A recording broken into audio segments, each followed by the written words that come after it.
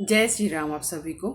और वापस से आज मैं अपना एक निजी अनुभव लेकर आई हूँ और साथ ही साथ आपको मैं एक महा उपाय बताऊँगी। महा उपाय इसलिए क्योंकि अभी बुढ़वा मंगलवार जो है या बड़े मंगलवार जो हैं वो आखिरी 8वां मंगलवार रह गया है।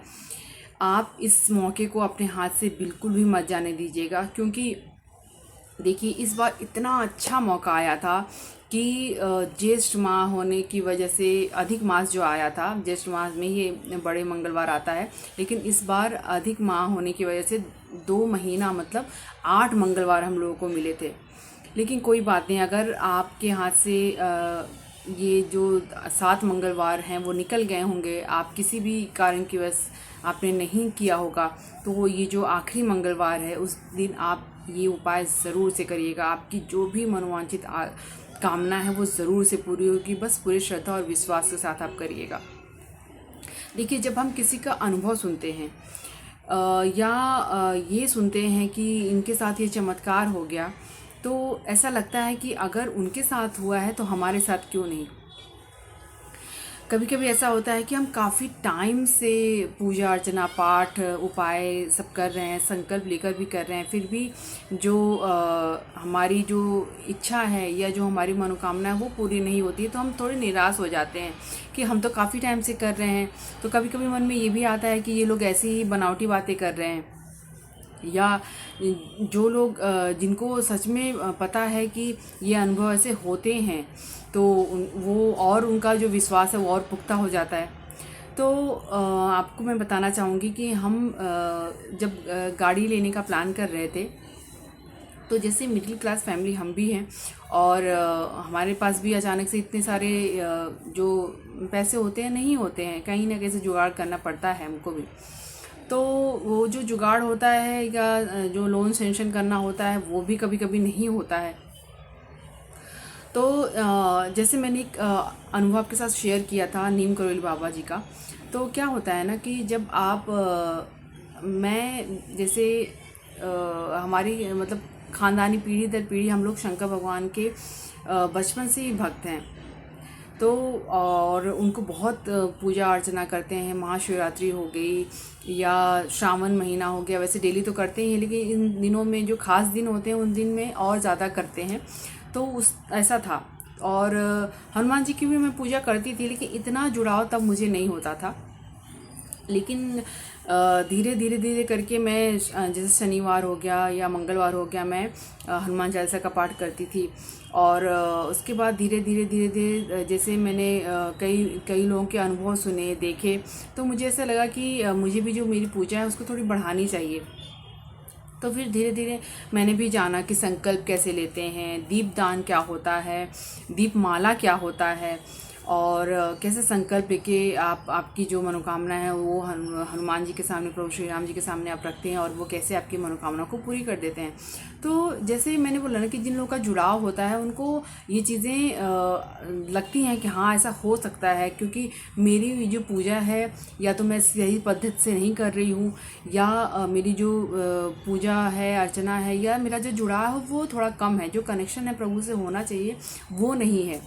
तो मुझे वो उसको थोड़ा बढ़ाना पड़ेगा और फिर मेरे साथ भी ऐसा चमत्कार होने लगेगा। और जो लोग नहीं विश्वास रखते हैं उनको ऐसा लगता है कि ये सब बनावटी बातें हैं, वो आपके विश्वास पे है। कहते हैं कि हनुमान जी कलयुग के जागृत देव हैं, और थोड़ी सी ही आप भाव से अगर उनको पुकारते हैं तो वो बस दौड़े चले आते हैं। अब वो किसी भी रूप में आ सकते हैं। मुझे कई बार सपने में भी दिखाई देते हैं और मुझे वहीं से मतलब संदेश मिल जाता है कि ये चीज़ मेरा होने वाला है और इस तरीके से होने वाला है। या कई लोगों को ऐसे भी दिखाते हैं कि कई लोग जिनके साथ कुछ बुरा करते हैं तो उनको उनका चेहरा भी दिख जाता है कि हाँ ये लोग तुमसे मतलब तुम्हारे लिए अच्छा नहीं सोचते हैं, तो आप उनसे फिर धीरे धीरे हट जाते हैं। हनुमान जी के साथ एक और भी चीज़ मैं आपको बताना चाहूँगी। जब आप हनुमान जी से जुड़ते हैं तो आपकी बहुत सी बुरी आदतें, बुरी चीज़ें या बुरे लोग आपसे दूर चले जाते हैं। वो अपने आप ही होता है, आपको कुछ करने की ज़रूरत नहीं पड़ती है। बस आपकी जो पूजा पाठ आप जो करते हैं बस उसमें आप कंटिन्यू करते रहिए उसको। तो ऐसा होता है कि आप पहले तो आपका मन शांत हो जाता है। जो कई लोग बहुत ज़्यादा गुस्सा करते हैं वो धीरे धीरे शांत होते हैं, उनको ऐसा लगता है कि जाने दो, कुछ टेंशन की बात है तो भगवान है, सब देख लेंगे। और जो बुरे लोग होते हैं, बुरी संगति आपकी जो होती है, बुरी आदतें आप में जो होती है वो धीरे धीरे धीरे करके छूट जाती हैं। जैसे नशा करना, नॉनवेज खाना। अगर मैं बहुत सारे अनुभव देखती हूँ तो वहाँ पे ऐसा समझ में आता है कि बहुत लोगों के साथ ऐसा चमत्कार हुआ है। अब मैं आती हूँ मेरे अनुभव के ऊपर।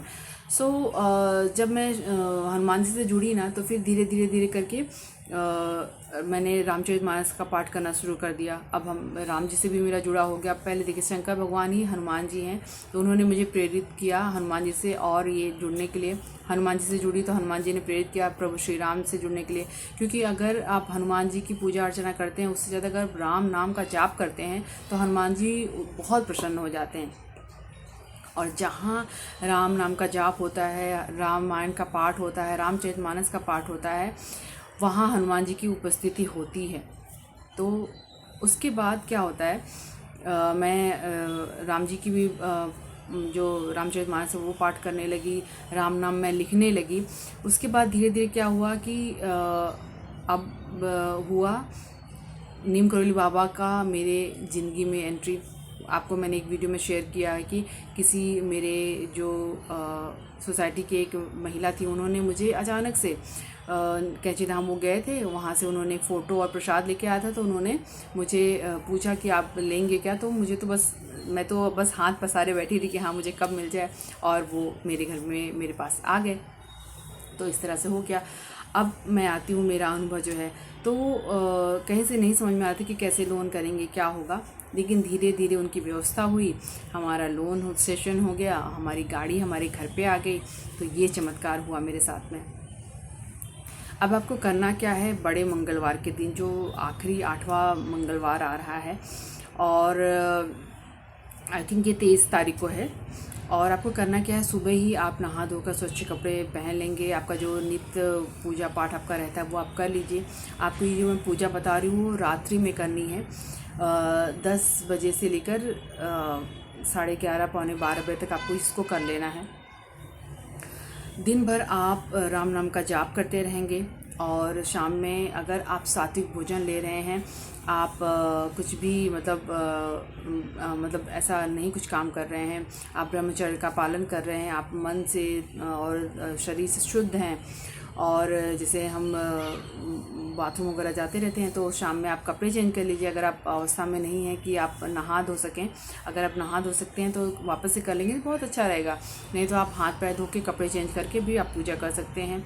आपने क्या करना है, एक चौकी बिछा लेनी है, और ये जो साधना आप करेंगे, आपका जो मुख है वो होना चाहिए दक्षिण तरफ, और आपको मतलब वहाँ उत्तर की दीवार की तरफ आपको एक चौकी रखनी है, उस पर लाल कपड़ा बिछाना है, और हनुमान जी की एक फ़ोटो पंचमुखी रूप में। और आपने क्या करना है, एक पीला जो सरसों होता है उसकी हनुमान जी की फ़ोटो के सामने ढेर बना लेनी है एक मुट्ठी में लेकर, और उसके ऊपर आपने एक सरसों के तेल का दीपक या चमेली के तेल का दीपक, घी का दीपक, आपके पास जो भी सामर्थ्यता है आप वहाँ पर उस ढेर पे आप दीपक जला के रखेंगे। उसके बाद आपकी जो भोग प्रसाद आप चढ़ा रहे हैं, सबसे अच्छा भोग हनुमान जी को प्रिय है जो है गुड़ और चना है, वो आप उनको चढ़ाइए। उसके बाद आपकी जो पूजा रहती है वो अच्छे से कर लीजिए। उसके बाद सबसे पहले तो आप गणेश जी की वंदना करेंगे, और फिर थोड़ा सा जल हाथ में लेकर, जिस तरह हम संकल्पित होते हैं, आपका नाम, आपका गोत्र, आप किस जगह से संकल्प ले रहे हैं, किस मनोकामना से लेकर कर रहे हैं आप, ये सब कुछ बोलकर हनुमान जी के फ़ोटो के पास आप उसको जो जल है उसको छोड़ दीजिएगा, और राम दरबार की फ़ोटो भी रहेगी। इस उपाय में आप हनुमान यंत्र को विशेष कर के स्थापित करेंगे। हनुमान यंत्र अगर आपको नहीं मिल रहा है तो हनुमान चालीसा में फर्स्ट जो पेज रहता है उसके आगे रहता है, आप उसको खोलकर और वहाँ पर हनुमान जी की फ़ोटो के सामने जहाँ पे आप राम दरबार को स्थापित किया है वहाँ पे रख दीजिए, और उनकी भी उसी तरह से पूजा आप करिए जिस तरह से हनुमान जी की आप पूजा कर रहे हैं। ठीक है, ये बहुत ही फलदायी यंत्र हैं जो मैंने बताया। जैसे हम जिस तरह हम श्री यंत्र की पूजा करते हैं, महालक्ष्मी यंत्र की पूजा करते हैं, उसी तरह हनुमान यंत्र है ना। अगर आपकी मनोकामना काफ़ी टाइम से आप पूजा कर रहे हैं नहीं पूरी हो रही है, तो आप मेरी इस बताए गए उपाय जैसे मैंने बताया वैसे अगर आप करते हैं तो 110% नहीं, मैं 1000% आपको एक गारंटी देती हूँ कि आपकी मनोकामना ज़रूर से पूरी होगी। ठीक है। आपकी पूजा अर्चना करने के बाद, नैवेद्य भोग दिखाने के बाद, आपने सबसे पहले तो राम नाम का जाप 11 माला आपने करनी है। ठीक है। आप कुछ रख लीजिए काउंटिंग के लिए, या आपके पास तुलसी की माला है तो आप उससे कर लीजिए। 11 माला आपने करनी है, जैसे सीताराम हनुमान, सीताराम हनुमान, सीताराम हनुमान, इस तरह आपने 11 माला करनी है। ठीक है। उसके बाद आपने हनुमान चालीसा का पाठ 11 बार करना है। उसके बाद हनुमान जी की आरती करनी है। लास्ट में आपने क्या करना है, जो आपने जल रखा है, जो आपको अगले दिन सूर्य भगवान को चढ़ाना है, उसको ढक के रख दीजिए। आपने जो भोग प्रसाद रखा है उसको आप खुद पा लेंगे और घर वालों को थोड़ा थोड़ा दे दीजिए। उसके बाद आपने क्या करना है, अगले दिन आप जब बुधवार के दिन हनुमान जी के आसपास कहीं मंदिर हो को वहाँ पे आप जाएंगे तो आपने क्या करना है, आपने लड्डू लेना है, बूंदी के लड्डू 11 लड्डू होने चाहिए, और साथ ही एक पान का बीड़ा और थोड़ा सा दक्षिणा, जैसे 11, 21, 51 ले लीजिए, ज़्यादा अच्छा रहेगा। ये ले जाकर आपने हनुमान जी के मंदिर में जाना है। वहाँ पर हनुमान जी की जो अगर प्रदक्षिणा करने लायक है तो वापस से आपने राम नाम का जाप करते हुए 11 प्रदक्षिणा हनुमान जी की करनी है। उसके बाद हनुमान जी के सामने बैठ जाइए। आपकी जिस मनोकामना को लेकर आपने संकल्प लेके पाठ किया था वही मनोकामना वापस से आप हनुमान जी से बोलिए। आप देखेंगे कि आपकी जो मनोकामना है ना, 72 घंटे के अंदर अंदर आपकी मनोकामना वो पूरी हो जाएगी। बस पूरे विश्वास और श्रद्धा के साथ आप इसको करके देखिएगा, क्योंकि ये आजमाया हुआ उपाय है। जैसे मैंने बोला कि बुढ़वा मंगलवार के दिन अगर आप करते हैं तो आपकी जो मनोकामना है वो शीघ्र, अतिशीघ्र फलित होती है। तो आप इस दिन को बिल्कुल भी अपने हाथ से मत जाने दीजिएगा। अगर हो सके तो अगर कोई गरीब मिलता है तो उसको कुछ अगर आप खिला सकते हैं तो उसकी कुछ मदद कर सकते हैं तो आप ये ज़रूर से करिएगा। उस दिन आप क्या कर सकते हैं, जब आप हनुमान जी के मंदिर में जाते टाइम उस टाइम क्या करेंगे, आपने जैसे थोड़ा सा आटा भून लीजिए, उसमें थोड़ा सा शक्कर और घी डाल के भूनेंगे, उसमें थोड़ा सा शक्कर, काला तिल मिक्स कर लीजिए आप उसको। और जब आप हनुमान जी के मंदिर में जाएंगे वहाँ पे पीपल का पेड़, बड़ का पेड़ होता है, तो उनके आसपास बहुत चींटी वगैरह रहती हैं, तो आप वहाँ पर डाल दीजिए।